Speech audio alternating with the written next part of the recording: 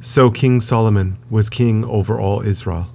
And these were the princes which he had: Azariah the son of Zadok the priest, Elihoreph and Ahiah the sons of Shisha, scribes, Jehoshaphat the son of Ahilud the recorder, and Benaiah the son of Jehoiada was over the host, and Zadok and Abiathar were the priests, and Azariah the son of Nathan was over the officers, and Zabud the son of Nathan was principal officer, and the king's friend, and Ahishar was over the household, and Adoniram the son of Abda was over the tribute.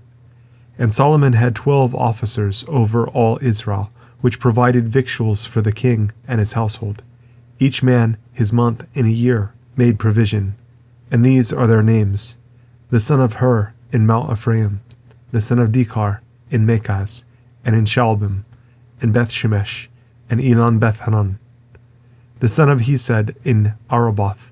To him pertained Succoth, and all the land of Hepher, the son of Abinadab in all the region of Dor, which had Taphath, the daughter of Solomon, to wife. Bana, the son of Ahilud, to him pertained Tanakh, and Megiddo, and all Bethshean, which is by Zartana, beneath Jezreel, from Bethshean to Abel Maholah, even unto the place that is beyond Jokneam. The son of Geber in Ramoth Gilead, to him pertained the towns of Jair, the son of Manasseh, which are in Gilead. To him also pertained the region of Argob, which is in Bashan, 80 great cities with walls and brazen bars.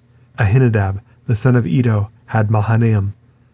Ahimaaz was in Naphtali.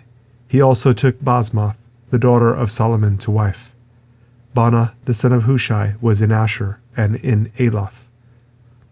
Jehoshaphat, the son of Paruah, in Issachar. Shimei, the son of Elah, in Benjamin. Geber, the son of Uri, was in the country of Gilead, in the country of Sihon, king of the Amorites, and of Og, king of Bashan, and he was the only officer which was in the land. Judah and Israel were many, as the sand which is by the sea in multitude, eating and drinking and making merry. And Solomon reigned over all kingdoms from the river unto the land of the Philistines, and unto the border of Egypt. They brought presents and served Solomon all the days of his life. And Solomon's provision for one day was 30 measures of fine flour, and 80 measures of meal, 10 fat oxen, and 20 oxen out of the pastures, and 100 sheep, beside harts, and roebucks, and fallow deer, and fatted fowl.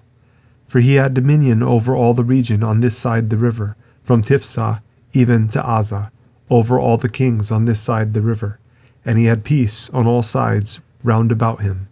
And Judah and Israel dwelt safely, every man under his vine and under his fig tree, from Dan even to Beersheba, all the days of Solomon. And Solomon had 40,000 stalls of horses for his chariots, and 12,000 horsemen, and those officers provided victual for King Solomon, and for all that came unto King Solomon's table, every man in his month. They lacked nothing. Barley also and straw for the horses, and dromedaries brought they unto the place where the officers were, every man according to his charge. And God gave Solomon wisdom and understanding exceeding much, and largeness of heart, even as the sand that is on the seashore. And Solomon's wisdom excelled the wisdom of all the children of the east country, and all the wisdom of Egypt. For he was wiser than all men, than Ethan the Ezrahite, and Heman, and Chalcol, and Darda, the sons of Mahol, and his fame was in all nations round about. And he spake 3,000 proverbs, and his songs were 1,005. And he spake of trees, from the cedar tree that is in Lebanon, even unto the hyssop that springs out of the wall. He spake also of beasts, and of fowl, and of creeping things, and of fishes. And there came of all people to hear the wisdom of Solomon, from all kings of the earth, which had heard of his wisdom. And Hiram, king of Tyre, sent his servants unto Solomon, for he had heard that they had anointed him king in the room of his father, for Hiram was ever a lover of David.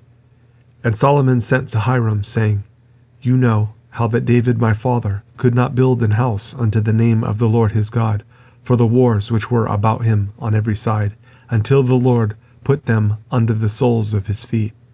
But now the Lord my God has given me rest on every side, so that there is neither adversary nor evil occurrent. And behold, I purpose to build an house unto the name of the Lord my God, as the Lord spake unto David my father, saying, Your son, whom I will set upon your throne in your room, he shall build an house unto my name.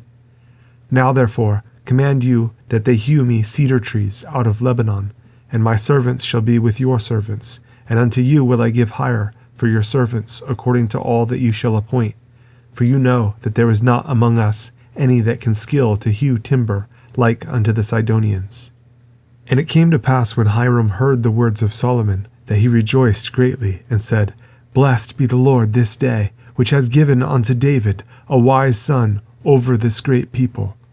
And Hiram sent to Solomon, saying, I have considered the things which you sent to me for, and I will do all your desire concerning timber of cedar, and concerning timber of fir. My servants shall bring them down from Lebanon unto the sea, and I will convey them by sea in floats unto the place that you shall appoint me, and will cause them to be discharged there, and you shall receive them, and you shall accomplish my desire in giving food for my household. So Hiram gave Solomon cedar trees and fir trees, according to all his desire. And Solomon gave Hiram 20,000 measures of wheat for food to his household, and 20 measures of pure oil. Thus gave Solomon to Hiram year by year.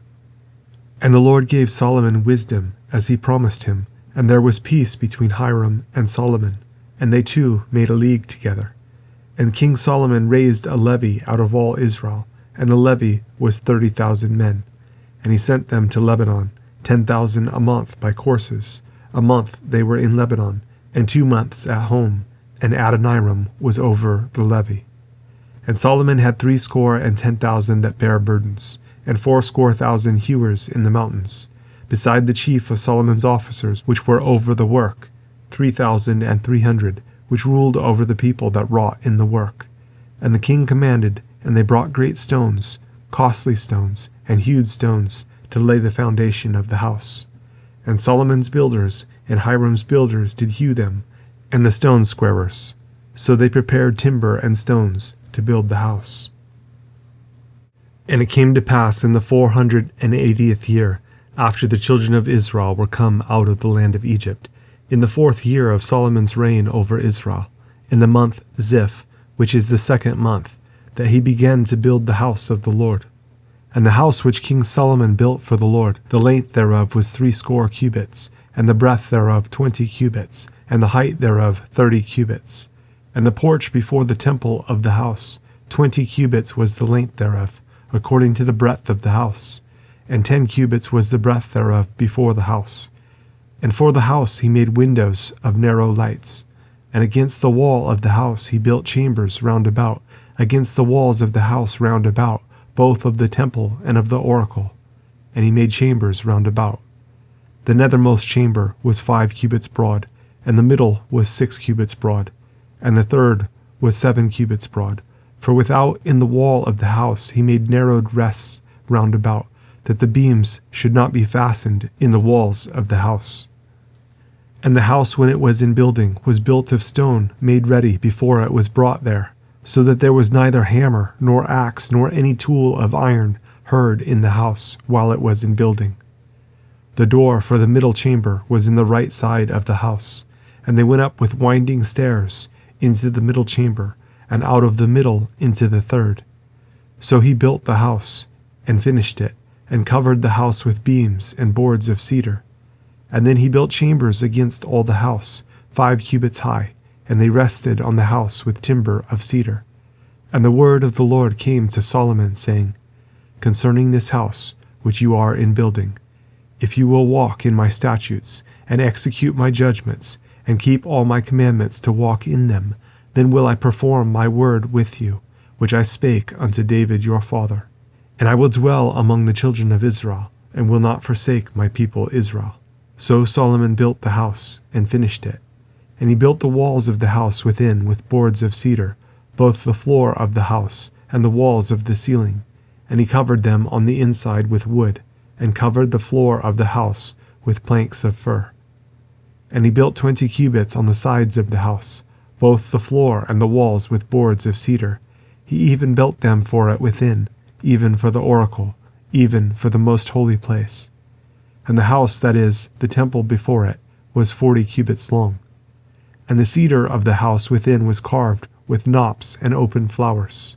All was cedar, there was no stone seen. And the oracle he prepared in the house within, to set there the ark of the covenant of the Lord. And the oracle in the forepart was 20 cubits in length, and 20 cubits in breadth, and 20 cubits in the height thereof. And he overlaid it with pure gold, and so covered the altar which was of cedar. So Solomon overlaid the house within with pure gold, and he made a partition by the chains of gold before the oracle, and he overlaid it with gold. And the whole house he overlaid with gold, until he had finished all the house. Also the whole altar that was by the oracle he overlaid with gold. And within the oracle he made 2 cherubims of olive tree, each 10 cubits high. And 5 cubits was the one wing of the cherub, and 5 cubits the other wing of the cherub. From the uttermost part of the one wing unto the uttermost part of the other were 10 cubits. And the other cherub was 10 cubits. Both the cherubims were of one measure and one size. The height of the one cherub was 10 cubits, and so was it of the other cherub. And he set the cherubims within the inner house, and they stretched forth the wings of the cherubims, so that the wing of the one touched the one wall, and the wing of the other cherub touched the other wall, and their wings touched one another in the midst of the house. And he overlaid the cherubims with gold, and he carved all the walls of the house round about with carved figures of cherubims and palm trees and open flowers, within and without. And the floor of the house he overlaid with gold, within and without. And for the entering of the oracle he made doors of olive tree. The lintel and side posts were a 5th part of the wall. The 2 doors also were of olive tree, and he carved upon them carvings of cherubims and palm trees and open flowers, and overlaid them with gold, and spread gold upon the cherubims and upon the palm trees. So also made he for the door of the temple posts of olive tree, a 4th part of the wall. And the 2 doors were of fir tree. The 2 leaves of the one door were folding, and the 2 leaves of the other door were folding. And he carved thereon cherubims and palm trees and open flowers, and covered them with gold fitted upon the carved work. And he built the inner court with 3 rows of hewed stone, and a row of cedar beams. In the 4th year was the foundation of the house of the Lord laid, in the month Ziph. And in the 11th year, in the month Bul, which is the 8th month, was the house finished throughout all the parts thereof, and according to all the fashion of it. So was he 7 years in building it. But Solomon was building his own house 13 years, and he finished all his house. He built also the house of the forest of Lebanon. The length thereof was 100 cubits, and the breadth thereof 50 cubits, and the height thereof 30 cubits, upon 4 rows of cedar pillars, with cedar beams upon the pillars. And it was covered with cedar above upon the beams, that lay on 45 pillars, 15 in a row. And there were windows in 3 rows, and light was against light in 3 ranks. And all the doors and posts were square with the windows, and light was against light in 3 ranks. And he made a porch of pillars. The length thereof was 50 cubits, and the breadth thereof 30 cubits, and the porch was before them, and the other pillars in the thick beam were before them. Then he made a porch for the throne where he might judge, even the porch of judgment, and it was covered with cedar from one side of the floor to the other. And his house where he dwelt had another court within the porch, which was of the like work. Solomon made also an house for Pharaoh's daughter, whom he had taken to wife, like unto this porch. All these were of costly stones, according to the measures of hewed stones, sawed with saws, within and without, even from the foundation unto the coping, and so on the outside toward the great court. And the foundation was of costly stones, even great stones, stones of 10 cubits, and stones of 8 cubits. And above were costly stones, after the measures of hewed stones and cedars. And the great court round about was with 3 rows of hewed stones, and a row of cedar beams, both for the inner court of the house of the Lord, and for the porch of the house. And King Solomon sent and fetched Hiram out of Tyre. He was a widow's son of the tribe of Naphtali, and his father was a man of Tyre, a worker in brass. And he was filled with wisdom and understanding, and cunning to work all works in brass. And he came to King Solomon and wrought all his work. For he cast 2 pillars of brass, of 18 cubits high apiece, and a line of 12 cubits did compass either of them about. And he made 2 chapiters of molten brass, to set upon the tops of the pillars. The height of the one chapiter was 5 cubits, and the height of the other chapiter was 5 cubits. And nets of checker work, and wreaths of chain work, for the chapiters which were upon the top of the pillars, 7 for the one chapiter, and 7 for the other chapiter. And he made the pillars in 2 rows round about upon the one network, to cover the chapiters that were upon the top with pomegranates, and so did he for the other chapiter. And the chapiters that were upon the top of the pillars were of lily work in the porch, 4 cubits. And the chapiters upon the 2 pillars had pomegranates also above, over against the belly which was by the network. And the pomegranates were 200 in rows round about upon the other chapiter. And he set up the pillars in the porch of the temple, and he set up the right pillar, and called the name thereof Jachin. And he set up the left pillar, and called the name thereof Boaz. And upon the top of the pillars was lily work. So was the work of the pillars finished. And he made a molten sea, 10 cubits from the one brim to the other. It was round all about, and its height was 5 cubits, and a line of 30 cubits did compass it round about. And under the brim of it round about there were knops compassing it, 10 in a cubit, compassing the sea round about. The knops were cast in 2 rows when it was cast. It stood upon 12 oxen, 3 looking toward the north, and 3 looking toward the west, and 3 looking toward the south, and 3 looking toward the east. And the sea was set above upon them, and all their hinder parts were inward.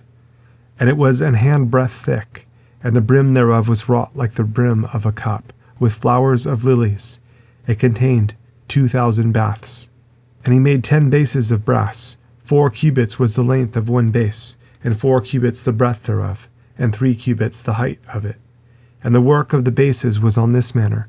They had borders, and the borders were between the ledges.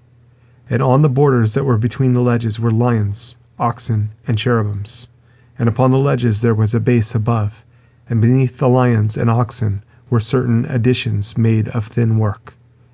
And every base had 4 brazen wheels, and plates of brass, and the 4 corners thereof had undersetters. Under the laver were undersetters molten, at the side of every addition. And the mouth of it within the chapiter and above was a cubit, but the mouth thereof was round after the work of the base, a cubit and an half. And also upon the mouth of it were gravings with their borders, 4 square, not round. And under the borders were 4 wheels, and the axle trees of the wheels were joined to the base, and the height of a wheel was a cubit and half a cubit. And the work of the wheels was like the work of a chariot wheel. Their axle trees, and their naves, and their felloes, and their spokes were all molten. And there were 4 undersetters to the 4 corners of one base, and the undersetters were of the very base itself. And in the top of the base was there a round compass of half a cubit high. And on the top of the base the ledges thereof, and the borders thereof were of the same. For on the plates of the ledges thereof, and on the borders thereof, he graved cherubims, lions, and palm trees, according to the proportion of every one, and additions round about. After this manner he made the 10 bases. All of them had 1 casting, 1 measure, and 1 size. Then made he 10 lavers of brass. 1 laver contained 40 baths, and every laver was 4 cubits, and upon every one of the 10 bases 1 laver. And he put 5 bases on the right side of the house, and 5 on the left side of the house. And he set the sea on the right side of the house eastward, over against the south. And Hiram made the lavers, and the shovels, and the basins. So Hiram made an end of doing all the work that he made King Solomon for the house of the Lord. The 2 pillars, and the 2 bowls of the chapiters that were on the top of the 2 pillars, and the 2 networks to cover the 2 bowls of the chapiters which were upon the top of the pillars, and 400 pomegranates for the 2 networks, even 2 rows of pomegranates for 1 network, to cover the 2 bowls of the chapiters that were upon the pillars. and the 10 bases and 10 lavers on the bases, and 1 sea and 12 oxen under the sea, and the pots and the shovels and the basins, and all these vessels which Hiram made to King Solomon for the house of the Lord were of bright brass. In the plain of Jordan did the king cast them, in the clay ground between Succoth and Zarthan. And Solomon left all the vessels unweighed, because they were exceeding many, neither was the weight of the brass found out. And Solomon made all the vessels that pertained unto the house of the Lord, the altar of gold, and the table of gold, whereupon the showbread was, and the candlesticks of pure gold, 5 on the right side, and 5 on the left, before the oracle, with the flowers, and the lamps, and the tongs of gold, and the bowls, and the snuffers, and the basins, and the spoons, and the censers of pure gold, and the hinges of gold, both for the doors of the inner house, the most holy place, and for the doors of the house, to wit, of the temple. So was ended all the work that King Solomon made for the house of the Lord. And Solomon brought in the things which David his father had dedicated, even the silver and the gold, and the vessels, did he put among the treasures of the house of the Lord.